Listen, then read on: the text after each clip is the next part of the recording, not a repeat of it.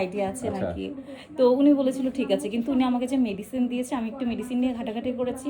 ওটা হচ্ছে মুরগির জন্য, প্যারটের জন্য ঠিক না, কারণ দুইটার তো বডিতে হচ্ছে ওয়াটার প্রপোর্শনই ঠিক না।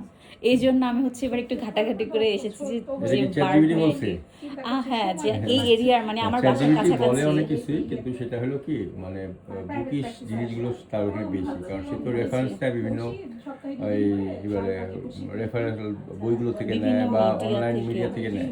তো সেই ক্ষেত্রে ধরেন ডাক্তারি ইঞ্জিনিয়ারিং ক্ষেত্রে ওদের কথাগুলো 100% কাছাকাছি যা আছে 80% 70% ঠিক আছে। কিন্তু ওই যে যেটা বললেন যে মুরগির ওষুধ দেওয়া যায় না, ঠিক না। মুরগি পাখি ওরাও পাখি, পাখির ফিজিওলজি অ্যানাটমি অনুযায়ী কিন্তু মানে এই ওষুধগুলো তৈরি হয়। সুতরাং any sort of avian medicine এভিয়ানে ব্যবহার করা যায়, তবে ডোজটা আসলে কোনটা কী দিতে হবে সেটা।